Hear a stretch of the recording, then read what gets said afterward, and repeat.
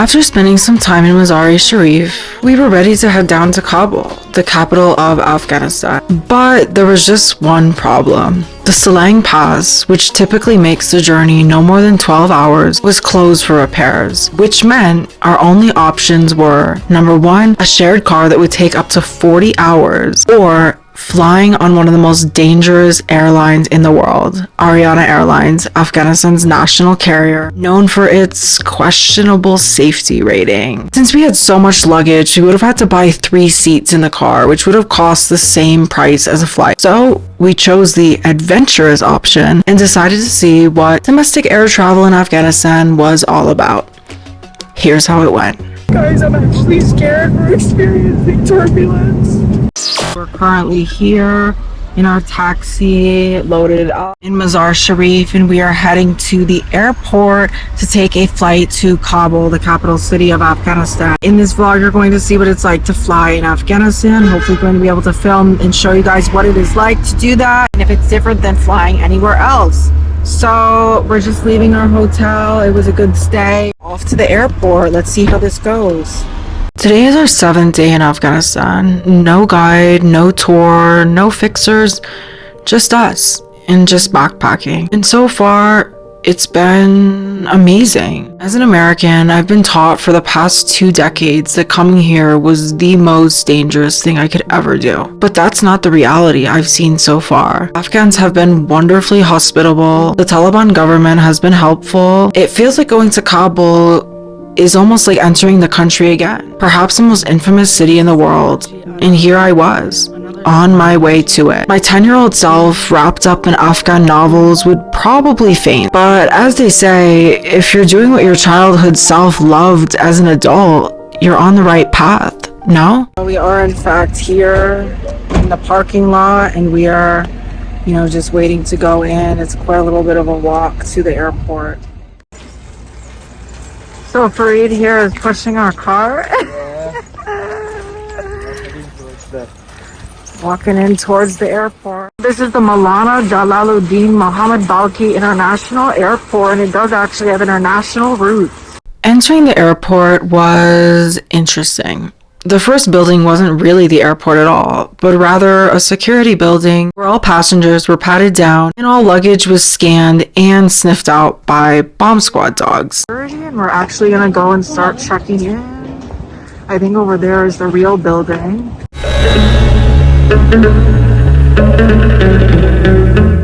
The security has been a little bit extreme, but also very similar to US airports. They had some dogs check all the luggage, but at least we know that everything is safe, so that's good. We're actually going to the actual airport. Here I was wondering why it was so small and old. And here we have the Mazar Sharif International Airport. It looks much more official now. So we're just waiting to check in. Our things are here. The airport looks like this. It's pretty nice. We have gotten our boarding passes. Everything is very just normal, what you would expect in other airports. We've made it through security. Hey, Fareed. It was a little bit more than usual, like what you would see in like the Scardu flight or whatever, but it was okay. And now we're waiting for this bus. It is going to take us to the plane. No water bottles were allowed, and shoes had to come off just like in the US. Yeah, they've got some super dogs around. Yeah, we had some dogs as well, but overall the experience is pretty normal for Asian, airplanes. 100. So we've got some snacks. They're 100, which is about $1.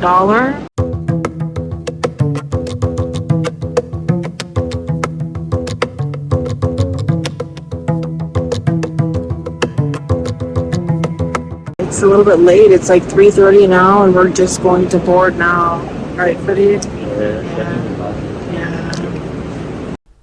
Next up, something you see in airports all the time outside of the US. We passengers hopped on a bus, which took us only about a minute across the runway to our plane. It was go time. Now we're just on this bus, and it's gonna bring us literally 10 feet to the airplane. Time to board the aircraft. Very exciting moment after some wait. It's a normal size plane. Nice mountains in the back. There's the bus.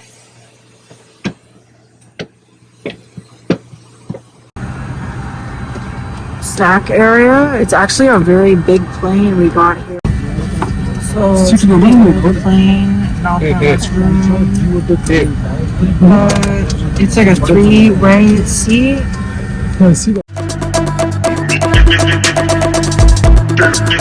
We're all boarded and getting ready to leave. Inshallah, it will be good. Just heading toward the south of the country. We'll be flying Samantha provinces and for the weather this is improved. از هر جریان برقی که تغذیه می‌گردند قطع کرده. پرواز FG 263 طیاره ایرباس 330 شرکت هوایی آریانا خیر. The plane was oddly huge, with 3 rows across, like what you'd see on international flights. Several hours after departing from our hotel in Mazar, we were finally about to be airborne on Ariana Airlines. The buildings below began to get smaller and smaller as we climbed higher and higher above the Hindu Kush Mountains. Kabul, here we come. They have provided us with a rolled chicken sandwich, Cokes, rolled chicken sandwich. I'm not going to eat this, but Coke is appealing. It's very small. Let's see how it is for me. Then you get out of the basket. Okay. How is it? It's okay? It's not bad. Alright. It's like that type of chicken. It's like a shawarma chicken. Okay. Yeah. I've had bad experiences with this, so... But Farid says it's good. Take for that.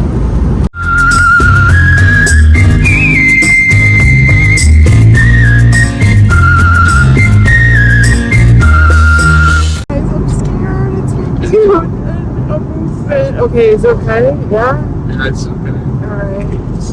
Turbulence is fine with the view. Crazy mountain range down there. We've been like 20 minutes and we're already approaching the landing. Y'all, if we had gone by road, this would have taken up to 24 or even more hours.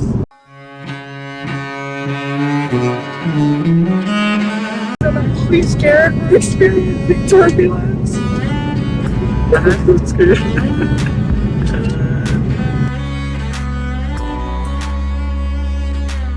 Actually, with our land, it's been only about 30 minutes, 25 minutes.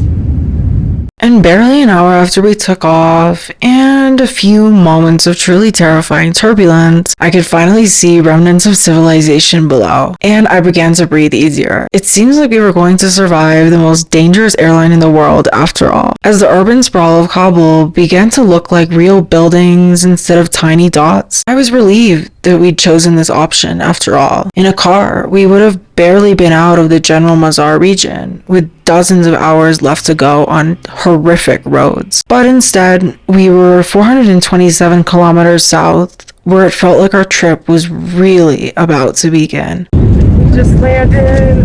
So exciting. So thankful and happy.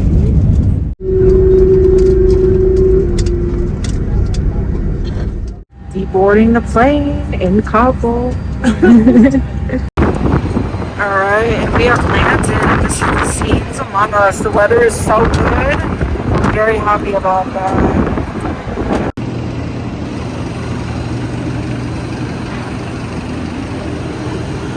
And here we are entering domestic arrivals.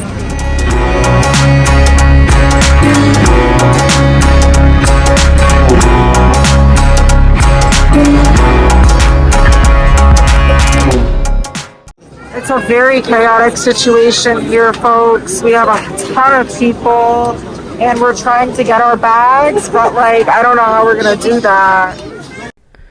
I definitely wasn't expecting the most chaotic part of our trip to be baggage claim, but that's adventure travel, right? Where you're never quite sure what's going to happen. After a bit of hustling to get to the front of the very crowded room, Farid grabbed our backpacks, loaded them onto our push car, and got them ready for one last scan. Safety for the win. Done another security check. We have all the bags, and now we are heading out. Oh yes, we get to leave right away. Let's see. And Kabul is here.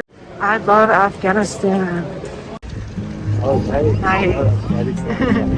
I love Afghanistan. We have arrived, folks, now to get a taxi and head to our hotel. Quite a lot of people are waiting, but overall it's pretty relaxed compared to leaving a Pakistani airport, so...